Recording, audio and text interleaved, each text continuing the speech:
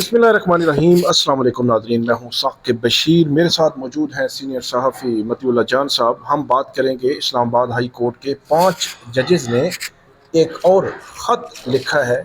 इस ख़त के जो इनिशियल जो इस हवाले से कंटेंट था वो तफसीलात आपके सामने मैंने रखी थी, लेकिन ये 5 सफ़ात का ख़त है। इसमें कौन कौन से अहम कानूनी नुक्ते उठाए गए हैं जो इससे कबल सामने नहीं आए थे, वो आपके सामने रखेंगे। और हुकूमत की जानिब से जो 26वीं आइनी तरमीम की गई थी उसमें भी एक अमेंडमेंट शुरू में एक ड्राफ्ट की शक्ल में वो लाई गई थी। आर्टिकल जो 200 है उसमें भी फिर वो अमेंडमेंट जो है वो वापस ले ली गई, और वो एक हाई कोर्ट से दूसरी हाई कोर्ट में जजेस की तैनाती के हवाले से थी।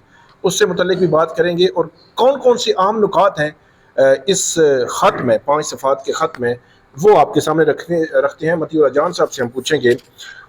मती साहब, सबसे पहले तो इस ख़त के शुरू में ही अगर हम जब वो बात करें तो इसमें अल जिहाद केस जो है उसका हवाला दिया गया है, और जो आर्टिकल 200 है वो रिप्रोड्यूस भी किया गया है, और अल जिहाद केस में हवाला दिया गया है कि कैसे वो इम्प्लीमेंट होगा। इस पे आप क्या कहेंगे? देखें साकिब, अल जिहाद ट्रस्ट केस में एक चीज़ जो इस्टेब्लिश हुई थी, अदलिया की आज़ादी। इससे पहले ये होता था कि सदर ममलिकत वज़ीर आज़म की एडवाइस पे जजेस लगाते थे, लेकिन दोनों ही सियासी ओहदे थे। तो उसमें ये हुआ था कि चीफ जस्टिस की जो कंसल्टेशन थी वो बाइंडिंग करार दे दी गई थी। उससे ये हुआ था कि जो अदलिया की आज़ादी की तरफ एक बहुत बड़ी पेशरफ थी कि जो भी चीफ जस्टिस मशवरा देगा वो प्रेसिडेंट पे बाइंडिंग होगा और गवर्नमेंट पे ऑब्वियसली। तो एक तो ये है। उसका अब कहने का मकसद ये है कि अल जिहाद ट्रस्ट केस में एक तो वो चीफ जस्टिस की जो कंसल्टेशन थी वो बाइंडिंग थी, वो मीनिंगफुल थी, वो पर्पसफुल थी, और दूसरा सीनियरिटी का प्रिंसिपल भी उसी केस में इस्टेब्लिश हुआ था। ठीक है। और उसमें यह था कि जो सीनियर मोस्ट होगा उसको चीफ जस्टिस लगाया जाएगा। तो ये इस खत के अंदर ये कहने की कोशिश की जा रही है कि ये जो अब खबरें गर्म हैं कि हाई कोर्ट से एक जज को दूसरी हाई कोर्ट में तबादला कर दिया जाएगा, और जो बज़ाहिर आर्टिकल 200 है उसमें ये काम सदर ममलिकत कर सकता है, और उसने सिर्फ मशवरा करना है चीफ जस्टिस पाकिस्तान के साथ और उन 2 हाई कोर्टों के चीफ जस्टिस साहिबान के साथ कि जहाँ से एक जज का तबादला होना है। तो इन ख़बरों के तनाजुर में ये जो 5 जजेस हैं वो ये चीफ जस्टिस को और इन दीगर 3 चीफ जस्टिस को ख़त लिख के ये सवाल उठा रहे हैं कि आइन के अंदर जो जजों की तकर्री है वो एक तो खुद जो है इंडिपेंडेंट एक कमीशन बनाया गया है, तो ये कैसे मामला छोड़ दिया गया? ये जो तबादला है ये भी एक किस्म की तकर्री है। ठीक है। तो ये मामला कैसे सदर के हाथ में दिया जा सकता है? और फिर दूसरा सीनियरिटी का जो असूल अल जिहाद ट्रस्ट केस में इस्टेब्लिश हुआ था, उस असूल के बरअक्स एक जज जिसका तबादला किया जा रहा है हाई कोर्ट से, तो ये खबरें जो गर्म है कि उसको चीफ जस्टिस बना दिया जाएगा इस्लामाबाद हाई कोर्ट में लाके, ये कैसे मुमकिन है? क्योंकि जैसे आपने खुद कहा कि 26वीं आईनी तरमीम के अंदर एक तजवीज़ आई थी कि जो जिस जज का तबादला किया जाएगा उसकी सीनियरिटी नई हाई कोर्ट के अंदर जहाँ पे वो जाएगा उसी दिन से शुरू होगी जिस दिन से वो पहली बार हाई कोर्ट का जज बना था, यानी पुरानी हाई कोर्ट में। तो वो तजवीज़ रद्द कर दी गई थी 26वीं पहला जो ड्राफ्ट था वो रद्द कर दिया गया। सामने आया था। तो अब इसमें यही सवाल उठाया जा रहा है इन 5 जजेस की तरफ से कि जो सीनियरिटी का असूल अल जिहाद ट्रस्ट केस में तय हुआ था उस सीनियरिटी के हवाले से ये पूछना चाह रहे हैं कि अगर सीनियरिटी अहम नहीं है तो वो जो 3 जजों के पैनल से हाई कोर्ट का चीफ जस्टिस लगना था वो भी तो 3 जज सीनियर तरीन 3 जज थे ना। तो सीनियरिटी का असूल किसी हद तक तो अभी भी बरकरार है। तो जो जज दूसरी हाई कोर्ट से आएगा उसकी सीनियरिटी कैसे उन 3 जजों में शामिल कर दी जाएगी और बाकी जजेस जो हैं वो एकदम नीचे चले जाएंगे। और उन्होंने इस चीज़ को भी हाईलाइट किया है कि हकीकत में जो मौजूदा जो कॉन्स्टिट्यूशनल स्कीम है उसके तहत जो भी जज अगर आता भी है, मतलब कि सब कंसल्टेशन मान भी जाते हैं, चीफ जस्टिस साहिबान भी मान जाते हैं, और अगर उसको तबादला कर भी दिया जाता है तो उसकी सीनियरिटी नई हाई कोर्ट में नया हल्फ उठाने की तारीख से होगी। ठीक है।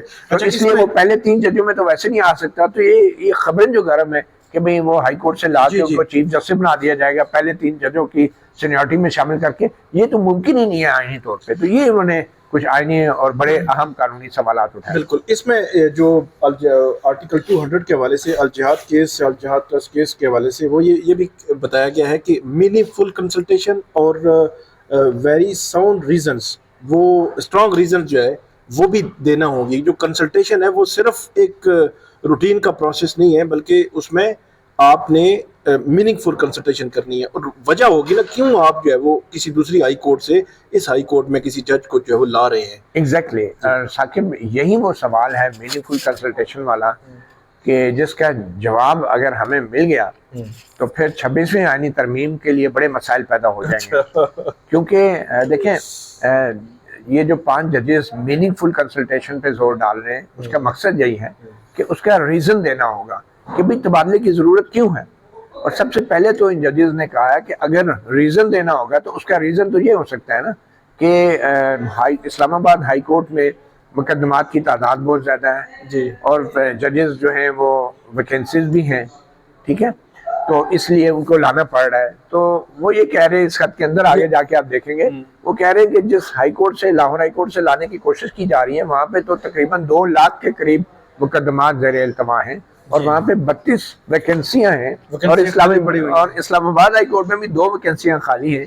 تو بجائے اس کے کہ آپ جوڈیشل کمیشن کے اجلاس میں ان ساری اسامیوں کو پر کریں، آپ یہ وجہ نہیں بتا سکتے تبادلے کی کہ اسلام آباد ہائی کورٹ میں جو ہے مقدمات کی تعداد زیادہ ہے، ویکینسیاں ہیں، تو اس لیے ہمیں اضافی جج لانا پڑ رہا ہے. کیونکہ جہاں پہ ضرورت ہے وہ تو لاہور ہائی کورٹ ہے جہاں پہ 32 ویکینسیاں ہیں اور وہاں پہ 2 لاکھ مقدمات ہیں. یہاں پہ تو 15-20 ہزار ہی ہوں گے نا زیادہ. تو میننگ فل کنسلٹیشن سے مراد یہ ہے. اور پھر آپ نے سنا ہوگا کہ وہ چیف جسٹس سے ملاقات بھی ہوئی ہے، 2 ججز کی یا 5 ججز کی؟ 2 ججز کی ملاقات بھی ہوئی ہے. تو ملاقات اسی لیے ہوئی ہے کہ وہ چیف جسٹس یحییٰ آفریدی کو یہ باور کرانا چاہ رہے ہیں کہ آرٹیکل 200 کے تحت وہ واحد کنسلٹی نہیں ہے، ٹھیک ہے، 2 ہائی کورٹ کے بھی کنسلٹی ہیں. مگر اس کے باوجود بھی چیف جسٹس کو ایک اپنی پوزیشن کلیئر کرنی چاہیے، اور کم از کم چیف جسٹس آف پاکستان کو جو ہے کسی قسم کی کنسنٹ نہیں دینی چاہیے اس تبادلے کے اوپر، اور اپنا اختلافی رائے جو ہے اس کو ریکارڈ پہ بھی لانا چاہیے اور پبلک بھی کرنا چاہیے. اچھا، اس میں آرٹیکل 194 کا بھی حوالہ دیا گیا ہے کہ ایک جب کوئی جج حلف اٹھاتا ہے تو وہ اس ہائی کورٹ کا نام لیتا ہے. ہاں بالکل صحیح. اس ہائی کورٹ کا نام لیتا ہے کہ میں as a Lahore high court جج میں یہ کام نمٹاؤں گا اور کروں گا. تو یہاں پر وہ کہہ رہے ہیں کہ یہاں پہ اگر آپ کو لاہور سے اسلام آباد آنا ہوگا تو پھر آپ کو الگ سے حلف لینا ہوگا، نیا حلف اٹھانا ہوگا کہ اب میں اسلام آباد ہائی کورٹ کے جج کے طور پہ آئین اور قانون کے مطابق کام کروں گا. اور جب نیا حلف کوئی جج اٹھاتا ہے تو اس حلف کی تاریخ سے اس کی سینیورٹی کا تعین ہوتا ہے. جو رولز ہیں، جو قواعد ہیں ججز کے سینیورٹی کے جو بنے ہوئے ہیں، تو یہ بہت اہم اور بہت بڑے کوشچنز اٹھائے ہیں. اور یہ 26ویں اور وہ کہہ رہے ہیں کہ کوئی پریسیڈنٹ بھی نہیں ہے کہ 18ویں ترمیم کے بعد یہ جو کوئی ایسی پریسیڈنٹ نہیں ہے. وہ کہتے ہیں کہ 18ویں ترمیم کے بعد تبادلے کی شک موجود تھی لیکن اس شک کو کبھی استعمال نہیں کیا گیا، ٹھیک ہے نا. اور اب یہ جو شک ہے یہ ایک قسم کی ریڈنڈنٹ، حالانکہ کسی بھی آئین کے شک کو آپ ریڈنڈنٹ قرار نہیں دے سکتے، لیکن ایک ابہام اس لیے پیدا ہو گیا ہے کہ اگر پریزیڈنٹ نے یہ اختیار جو ہے استعمال کرنا شروع کر دیا پھر تو جوڈیشل کمیشن کا جو اختیار ہے وہ بالکل ہی ختم ہو جائے گا، عدلیہ کی آزادی ختم ہو جائے گی، اور ہر حکومت اپنی مرضی سے ایک ہائی کورٹ کے جج کو دوسری ہائی کورٹ میں لا کے اپنی مرضی کا چیف جسٹس لگا دے گی، اور پھر پوری ہائی کورٹ جو ہے اس چیف جسٹس کے ذریعے اس کو کنٹرول کیا جائے گا، اس کے اوپر اثر انداز ہوا جائے گا. تو اس لیے یہ جو آرٹیکل 200 ہے 18ویں ترمیم کے بعد بھی اس کو نہ تو اس میں کوئی چینج کی گئی اور نہ اس کو چھیڑا گیا، مگر 26ویں آئینی ترمیم میں یہ جو کہہ دیا گیا ہے کہ لایا جا سکتا ہے.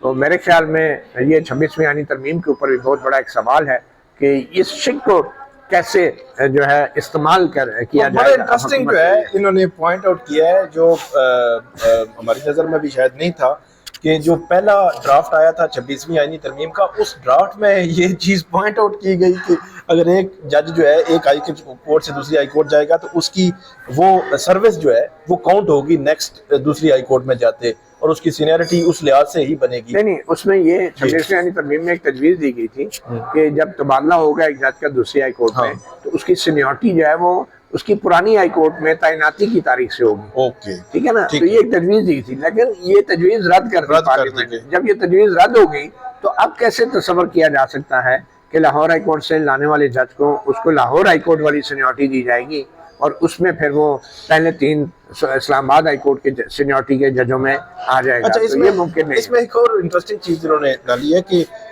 جو جج لایا جا رہا ہے اور جج کے بعد اگلا پلان یہ ہے کہ اس کو سینئر بیونی جج بنایا جائے گا، اور اس کے اگلا پلان یہ ہے کہ جوڈیشل کمیشن آف پاکستان اس کو ٹاپ 3 میں سے کنسیڈر کرے گا اور اس کو چیف جسٹس بنائے گا. تو وہ اس کو جو ہے وہ فراڈ لکھ رہے ہیں. Exactly, it's a constitutional fraud. اس کی سب سے بڑی وجہ یہ ہے کہ ایک طرف تو 18ویں ترمیم کی گئی، ٹھیک ہے نا، کہ ایک جوڈیشل کمیشن بنایا گیا، پارلیمانی کمیٹی بنائی گئی، اور پھر وہ ججوں کی آزادی کے لیے، انڈیپینڈنس آف جوڈیشری کے لیے کانسٹیٹیوشن میں وہ چیزیں ڈالی گئی. پھر 26ویں آئینی ترمیم بھی کی گئی. مقصد اس کا یہ تھا کہ جو ججوں کی تعیناتی ہے وہ پرائم منسٹر یا پریزیڈنٹ کے پاس نہ ہو، فرد واحد کے پاس نہ ہو. پھر اس کے بعد یہ کہا گیا کہ صرف ججوں کے کنٹرول میں نہ ہو، تو اس لیے 26ویں ترمیم لائی گئی. تو یہ تو فراڈ ہے کہ اتنی ترمیم لانے کے باوجود جو کام جوڈیشل کمیشن آف پاکستان نے کرنا ہے، یعنی کہ تبادلے کے حوالے سے بھی وہ کام جو ہے ابھی پھر بھی اگر صدر نہیں کرنا ہے اور وزیر اعظم کے مشورے بھی کرنا ہے، تو پھر تو یہ فراڈ ہوا نا سارا. کہ کانسٹیٹیوشن میں آپ بتا رہے ہیں کہ جوڈیشل کمیشن ہے جو ججز کی اپوائنٹمنٹس کرتا ہے، اور اگر جوڈیشل کمیشن نالائق ہے، ناکام ہے، کہ 32 جج لاہور ہائی کورٹ میں نہیں لگا سکا، 2 جج اسلام آباد ہائی کورٹ میں نہیں لگا سکا، تو اس گیپ کو جو ہے وہ صدر مملکت اور وزیر اعظم اپنے بندے ادھر لگا دے وہ تبادلے کے نام پہ، یعنی اپنی مرضی کا جج جو ہے اٹھا کے ایک ہائی کورٹ سے دوسرے ہائی کورٹ میں لگا دے.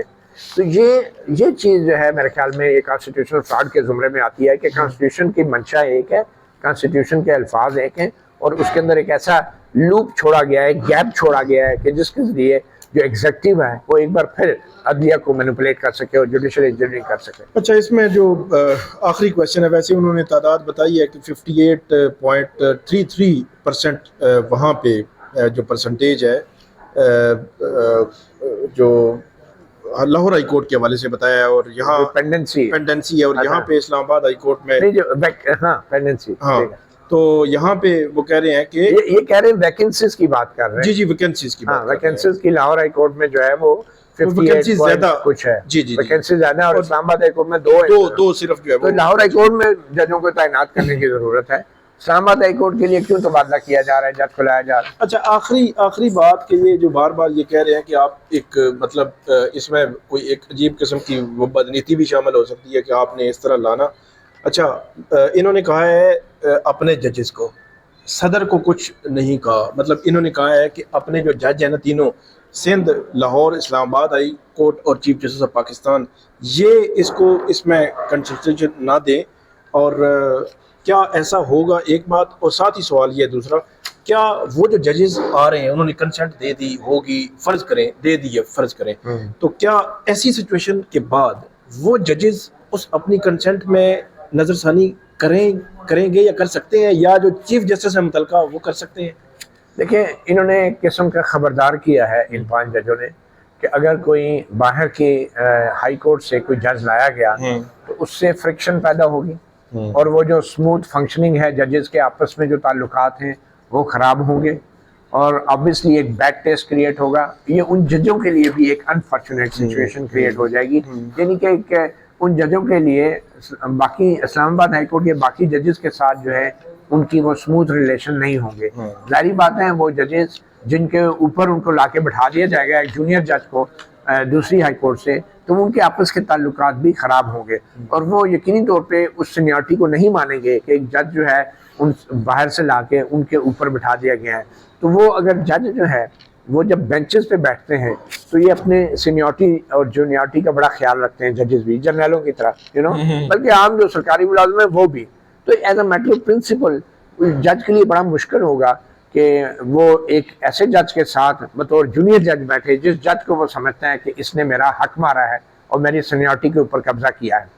تو یہ اسموتھ ریلیشن شپ نہیں ہوگی. میرے خیال میں یہ بٹوین دا لائن بڑا کلیئر میسج ہے کہ اگر ایسا کوئی جج اسلام آباد ہائی کورٹ آیا تو اسلام آباد ہائی کورٹ کے ججز شاید اس کے ساتھ بیٹھنا بھی نہ چاہیں، اور اس کے ساتھ صرف وہی ججز بیٹھیں گے جو 26ویں آئینی ترمیم کے بعد یہ حکومت خصوصی طور پہ لے کر آئی ہے. اچھا، آخری سوال کہ اصول، ضابطے، قانون اس سے ہٹ کر پہلے بھی ہم نے دیکھا کہ حکومت جو چاہتی ہے وہ کرتے جا رہی ہے 26ویں آئینی ترمیم کرانے سے لے کر اب تک.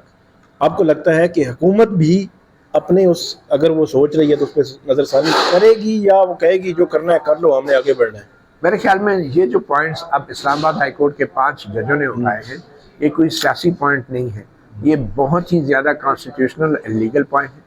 جب تک اس حوالے سے جوڈیشل کمیشن آف پاکستان یا چیف جسٹس آف پاکستان جو ہے یا حکومت پاکستان وزیر قانون، کیونکہ اب یہ پبلک ڈومین میں آ گئی ہے ساری انفارمیشن، اس حوالے سے وضاحت نہیں کرتے کہ کیسے ایک جج کا جس کو آئین میں بظاہر تبادلہ کرنے کی اجازت تو ہے مگر اس کو سینیورٹی دینے کا آئین میں کوئی ذکر نہیں ہے، 26ویں ترمیم میں بھی نہیں ہے، تو اس کو کیسے چیف جسٹس لگایا جا سکتا ہے؟